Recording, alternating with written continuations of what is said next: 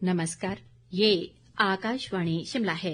अब आप प्रभा शर्मा से प्रादेशिक समाचार सुनिए। आज के मुख्य समाचार।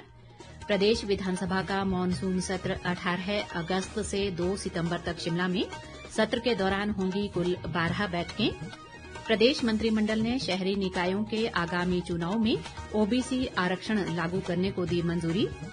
टीजीटी और जेबीटी के अभ्यर्थियों को ऊपरी आयु सीमा में मिलेगी 2 वर्ष की एकमुश्त छूट। राज्य सरकार ने पुलिस भर्ती से पहले उम्मीदवारों का डोप टेस्ट किया अनिवार्य। नए कर्मचारियों को देना होगा चिट्टे का सेवन न करने का शपथ पत्र। और नेता प्रतिपक्ष जयराम ठाकुर ने राज्य सरकार पर भूस्खलन से अवरुद्ध सड़कों को खोलने में नाकाम रहने का लगाया आरोप। अब समाचार विस्तार से। प्रदेश विधानसभा का मॉनसून सत्र 18 अगस्त से 2 सितंबर तक शिमला में होगा। प्रदेश मंत्रिमंडल की आज शिमला में मुख्यमंत्री सुखविंदर सिंह सुक्खू की अध्यक्षता में हुई बैठक में ये मॉनसून सत्र करवाने की सिफारिश करने का निर्णय लिया गया। इस दौरान सदन की कुल 12 बैठकें होंगी। राज्यपाल शिव प्रताप शुक्ल की संस्तुति के बाद विधानसभा सचिवालय द्वारा आज मॉनसून सत्र को लेकर अधिसूचना भी जारी कर दी गई है। उद्योग मंत्री हर्षवर्धन चौहान ने पत्रकारों से बातचीत में मंत्रिमंडल की बैठक में लिए गए निर्णयों की जानकारी देते हुए बताया कि मॉनसून सत्र के दौरान 21 और 28 अगस्त को गैर सरकारी सदस्य कार्य दिवस के रूप में तय किया गया है। मॉनसून सेशन हमारा 12 दिन का होगा, 18 अगस्त और 2 सितंबर तक होगी और इसमें 12 सिटिंग्स। और ये पहली बार है कि मॉनसून सेशन जो है वो अमूमन 5-6 दिन का हुआ करता है। मॉनसून सेशन जो है वो 12 दिन का किया जा रहा है क्योंकि हिमाचल प्रदेश में भारी नुकसान हुआ है, भारी आपदा आई है, ताकि सत्ता पक्ष और विपक्ष के जो विधायक हैं उनको अपने चुनाव क्षेत्र के बारे में जानकारी, अपनी बात रखने का सदन के माध्यम से सरकार के समक्ष उचित मौका मिले। बैठक में राज्य चयन आयोग द्वारा टीजीटी और जेबीटी पदों के लिए परीक्षा में भाग लेने वाले अभ्यर्थियों को ऊपरी आयु सीमा में 2 वर्ष की एकमुश्त छूट देने का भी महत्वपूर्ण निर्णय लिया गया। मंत्रिमंडल ने अनाथ बच्चों के लिए आईटीआई, पॉलिटेक्निक, इंजीनियरिंग और फार्मेसी कॉलेजों सहित सभी सरकारी, सरकार द्वारा वित्त पोषित और निजी तकनीकी संस्थानों में प्रति पाठ्यक्रम 1 सीट आरक्षित करने का फैसला भी लिया। मंत्रिमंडल की बैठक में आगामी शहरी निकाय चुनावों में ओबीसी आरक्षण लागू करने का निर्णय लिया गया। इसके लिए आरक्षण रोस्टर को अंतिम रूप प्रदान करने से पहले पिछड़े वर्ग की आबादी का सही डेटा एकत्र करने के लिए पिछड़ा वर्ग आयोग के गठन को भी मंजूरी दी गई। आज कैबिनेट ने फैसला लिया है कि जो हमारी अर्बन बॉडीज है उसमें ओबीसी की रिजर्वेशन को जो है स्टेट जो है लागू करेंगे, ताकि इनकी जो परसेंटेज के मुताबिक जो ओबीसी की पॉपुलेशन है उनको जो हमारी जो संस्थाएं हैं उनमें उनके हिसाब से इनको जो है कि रिप्रेजेंटेशन इन बॉडीज में जो है इनको मिले। तो ये बैठक में दुर्गम और जनजातीय क्षेत्रों में स्वास्थ्य सेवाओं को मजबूत करने के लिए 290 अतिरिक्त आशा कार्यकर्ताओं की नियुक्ति को मंजूरी दी गई। मंत्रिमंडल ने राज्य सचिवालय में विधि अधिकारी अंग्रेजी के 5 और विधि अधिकारी हिंदी के 2 पद भरने को भी स्वीकृति प्रदान की। हाल ही में मॉनसून की भारी वर्षा के कारण राहत शिविरों में रह रहे बेघर परिवारों को किराए के रूप में वित्तीय सहायता प्रदान करने के लिए मंत्रिमंडल ने मंजूरी दी। इसके तहत ग्रामीण क्षेत्रों में प्रभावित परिवारों को 5,000 रुपए और शहरी क्षेत्रों में 10,000 रुपए प्रतिमाह की दर से अधिकतम 6 माह तक किराया सहायता प्रदान की जाएगी। राज्य सरकार ने पुलिस भर्ती से पहले उम्मीदवारों का डोप टेस्ट करवाना अनिवार्य कर दिया है। मुख्यमंत्री सुखविंदर सिंह सुक्खू ने कहा कि नए भर्ती होने वाले सभी कर्मचारियों को शपथ पत्र देना होगा कि वे चिट्टे का सेवन नहीं करते हैं। उन्होंने कहा कि राज्य सरकार नशे की रोकथाम के लिए गंभीरता से कार्य कर रही है और हर जिले में नशा मुक्ति केंद्र खोलने का फैसला लिया गया है। मुख्यमंत्री ने बताया कि नशे की रोकथाम के लिए पंचायत स्तर पर पुलिस कांस्टेबल के साथ आशा कार्यकर्ताओं और पंचायत सहायक की टीम गठित होगी।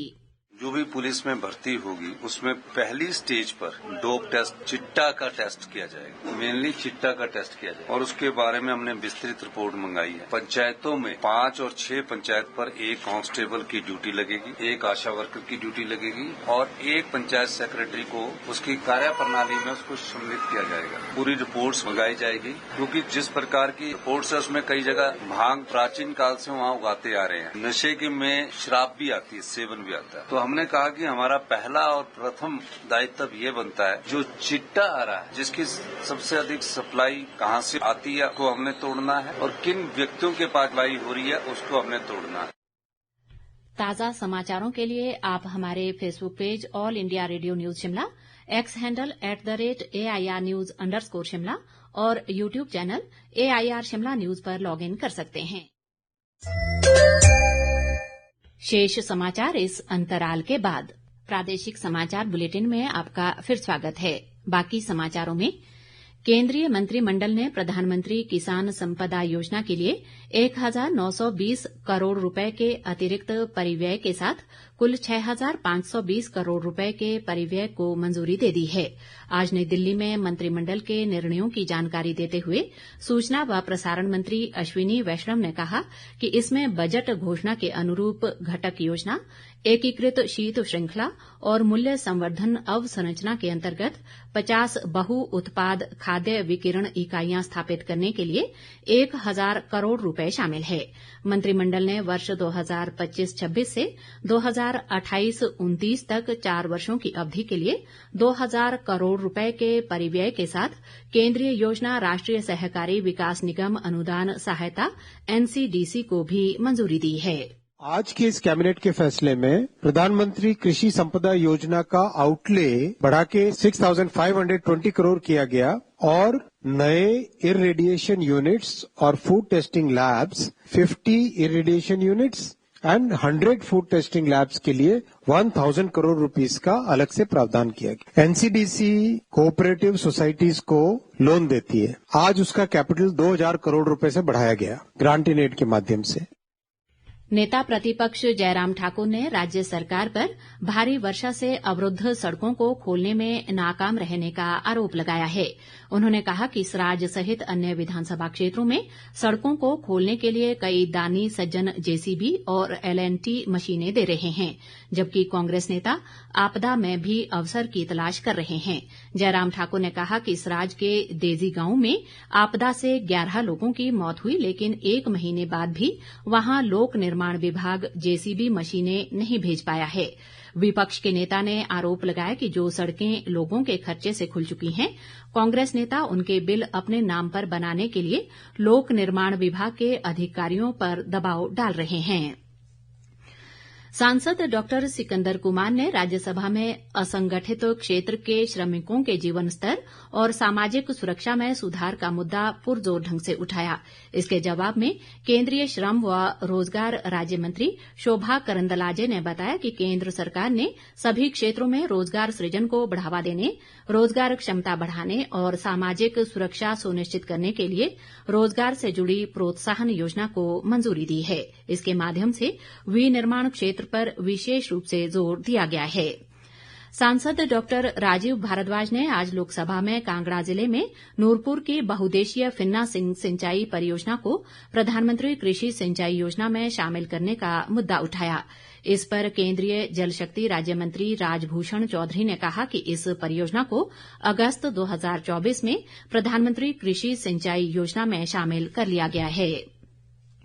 प्रदेश के अनेक भागों में मानसून की वर्षा का क्रम आज भी रुक रुक कर जारी रहा। भूस्खलन के कारण राज्य में अभी भी 291 सड़कें यातायात के लिए अवरुद्ध हैं। इसके अलावा 416 बिजली ट्रांसफार्मर और 219 पेयजल योजनाएं भी ठप्प हैं। वर्षा से जुड़ी घटनाओं में राज्य में 173 लोगों की मौत हो चुकी है, जबकि 36 लोग लापता हैं। मौसम विभाग ने 6 अगस्त तक राज्य के अनेक भागों में भारी वर्षा का येलो अलर्ट जारी किया है। अंत में मुख्य समाचार एक बार फिर। प्रदेश विधानसभा का मानसून सत्र 18 अगस्त से 2 सितंबर तक शिमला में। सत्र के दौरान होंगी कुल 12 बैठकें। प्रदेश मंत्रिमंडल ने शहरी निकायों के आगामी चुनाव में OBC आरक्षण लागू करने को दी मंजूरी। टीजीटी और जेबीटी के अभ्यर्थियों को ऊपरी आयु सीमा में मिलेगी 2 वर्ष की एकमुश्त छूट। राज्य सरकार ने पुलिस भर्ती से पहले उम्मीदवारों का डोप टेस्ट किया अनिवार्य। नए कर्मचारियों को देना होगा चिट्टे का सेवन न करने का शपथ पत्र। और नेता प्रतिपक्ष जयराम ठाकुर ने राज्य सरकार पर भूस्खलन से अवरुद्ध सड़कों को खोलने में नाकाम रहने का लगाया आरोप। इसी के साथ ये समाचार बुलेटिन समाप्त हुआ। हमारा अगला बुलेटिन आप सुन सकते हैं कल सुबह 9:20 पर। नमस्कार।